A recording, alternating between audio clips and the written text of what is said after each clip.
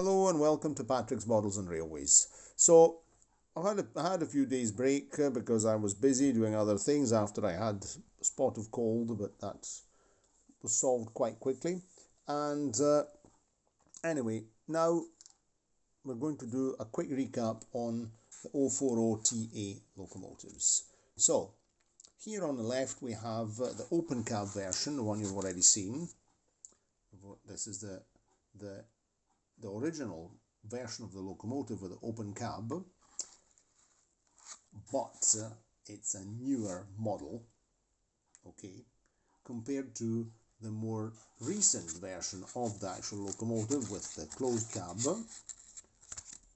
which is an older model, meaning the actual model is an older model.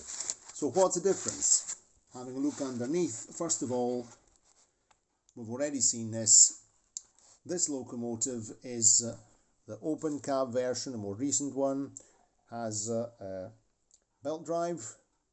Traction tyres are on the rear wheels because the drive axle is driven by the belt here at the front, and then the worm drive drives the gears on the rear wheels, and that's it. The older version of the model instead has got gear drive practically here. Then we have the transmission shaft, which is exactly in the same position as on the more recent model, nothing changed, and the worm drive drives the front gears here, so on the frontmost set of wheels, and so the traction tyres are at the front. So apart from that, what other differences have we got? The older model picks up only on the centermost wheels, these wheels here, with wiper pickups which are behind the wheels. There they are. The newer version instead picks up electricity from the same centermost wheels with the very same wiper pickups, you can see them, but it also has some additional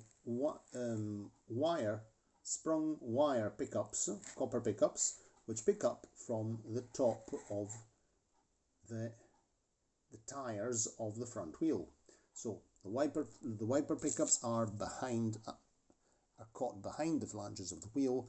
Instead, the wire pickups are right on top of the wheel.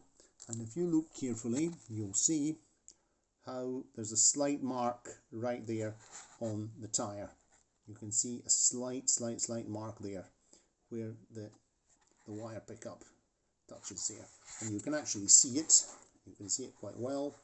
We'll actually lift this locomotive, the chassis, out of the locomotive now. You can see there it is. There's the wire pickup which goes and touches the front wheel on the tire, so it's on top of the tire.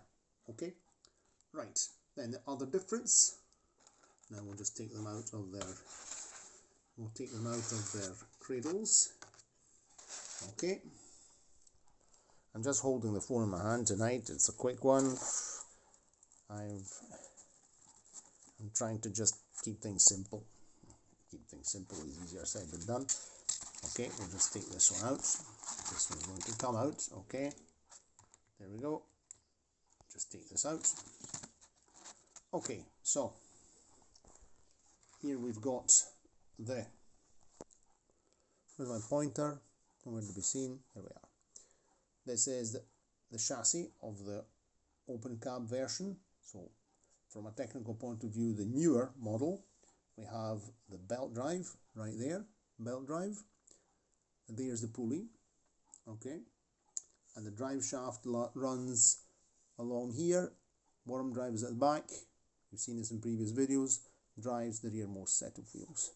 Here you can see, there you go, the sprung wire pickups that come from the motor contacts and go forward. They pass on top of the second set of wheels and go and touch the tires of the frontmost set of wheels. Here we have the technically older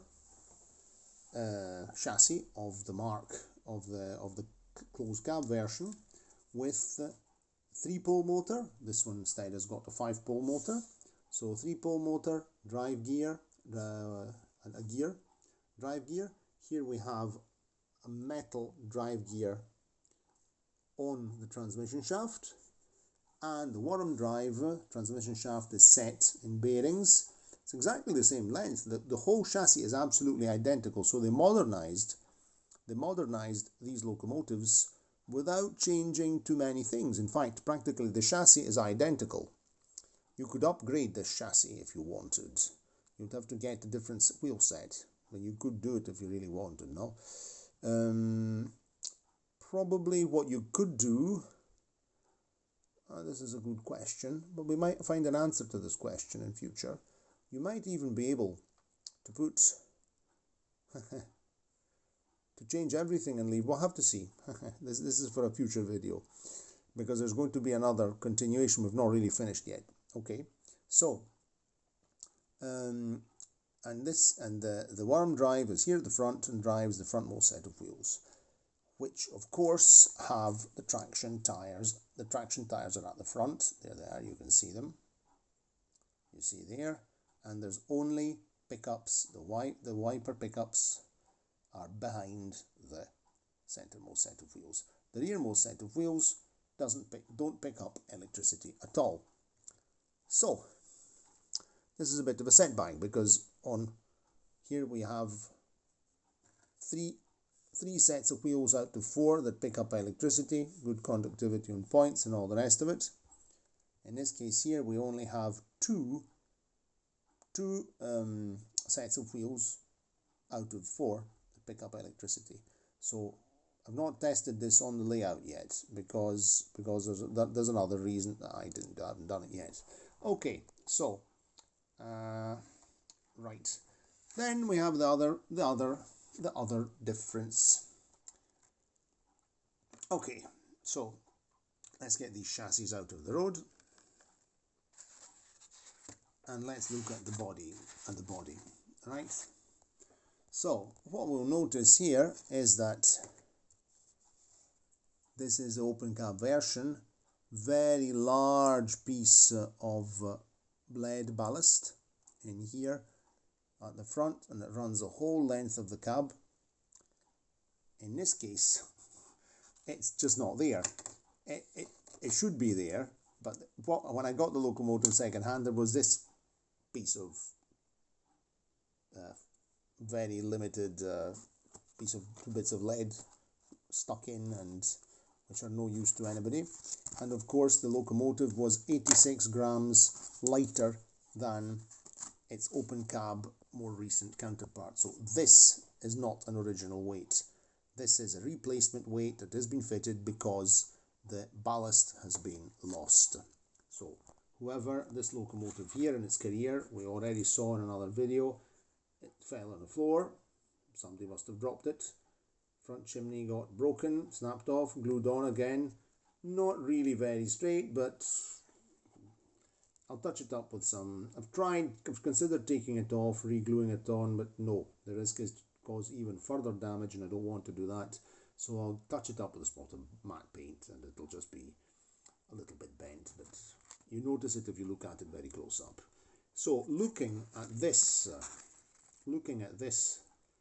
chassis, at this body, we can notice that maybe I'll put a spot of extra light on, that way we can maybe see what we're talking about. Yes, very well. Okay, right, I'm trying to focus. You'll see that there are some scratches here. That's where the ballast was fitted. But practically, the ballast, in fact, if we look at the length, we compare the two locomotives, there we are, you'll see that the marks, the scratch marks caused by the ballast, are exactly at the same height. See? There and there. So the ballast is missing here. I don't see any marks here at the far end, and I had a look on internet to see a replacement ballast, and I found a slightly shorter one compared to this one, which only catches in the two domes. Why? Because in an earlier locomotive, it would be important, like this one, the one with a gear drive, important for all the weight to be here at the front on the traction tires, which are here, and on the two pickups, which are here. There's no traction at the back, and there are no pickups at the back either. On the more recent locomotive instead, you can see that the ballast is much longer, and I saw on YouTube, no sorry, on a website, someone, apparently there was even some additional ballast you could add to make it even heavier, but I don't know if that was factory made or an aftermarket. And this big long piece of ballast, yes, I'm nearly finished, and it's a bit late. My wife is asking me if I've finished talking to the telephone. I have nearly finished. And also because when I do these videos, I'm using the microphone of the telephone, and I tend to speak with a loud voice, otherwise maybe you can't hear me properly. And this ballast goes all the way to the back. So what am I going to do now? Because of course this locomotive, without the correct ballast, it doesn't run very well. In fact, if I just put, I'm not even going to do I'm going to just show you this chassis running without any ballast. Without any ballast, there's not enough weight for the wheels, to the centermost pickup wheels, to be pushed down for good contact towards the rails, no? And the whole locomotive tends to wobble. It has a very irregular, very irregular motion. So this locomotive needs to have a heavier ballast. There's nothing doing. We have to have a heavier. And then there's another difference, that for some reason the more recent locomotive hasn't got a rear light. I don't know why, but this was practically brand new. It never lost it. This locomotive, the open cab version, it was practically unused. It's not as if this has never been fitted. So I don't know if for reasons of economy they stopped fitting the rear lights at one point. Anyway, it would be nice to fit them. We'll see about that. But okay, so this really needs ballast. It just doesn't work properly if it doesn't have ballast. Let's try running the other one, which is the one with the belt drive with no ballast. You see, derails, wobbles, doesn't run properly. It needs to have ballast. That's a bit of belt slip now. There, it practically can't stay on the rails. It's impossible to drive the thing without having ballast, because the wheels don't have enough weight to push them on the track. See, it's a little bit better anyway. A bit better, but not much. So we need to have ballast. That's absolutely essential. I'm going to try and see if maybe we can manage to do a thing. Let's borrow the ballast out of here. Here's a very heavy piece of ballast. Put this locomotive on the track like that. Take the ballast, sit it on top of the locomotive. Now this locomotive is ballasted properly. Should be okay. And it shouldn't be touching anything. Let's see. And now this locomotive should work very well. You see? It's staying on track. It's not wobbling. It goes very well because it has its ballast. It's noisier than the other one because it's got a 3-pole motor and it's got gear drive. It goes very well. 3-pole motor, Jouef 3-pole motors are quite noisy. Okay, so this is a problem. We need to have the ballast. And without the ballast, rattle, rattle, rattle, come off the rails. Okay, anyway, so this is how far I can go without having any ballast. Luckily, I've sourced a spare parts locomotive, an identical locomotive, and by the look of it, it's one of these ones, because the traction tires are at the back, so it's got the belt drive, and this locomotive has got the gear linkage in very bad condition, so it's quite damaged. And that's going to be a donor of spare parts. It's an open cab version, so I could even consider, somebody might say, yeah, but the belt drive version is better. It's got 5-pole motor. This has got 3-pole motor. Of course, I'm interested in having, these are identical, nearly identical models. I've the closed cab version, the open cab version. But what makes it very interesting for me is that the closed cab version is mechanically different, because it has a 3-pole motor and the gear drive. So when we get and plus all the linkage and valve gear, everything's in absolutely perfect condition. So when this locomotive eventually arrives, we'll take the ballast, and we'll be able to replace the ballast in the closed cab version. Now we've actually experimented that it works well. I hadn't done this yet, I hadn't had time, so I did it actually on camera with you tonight.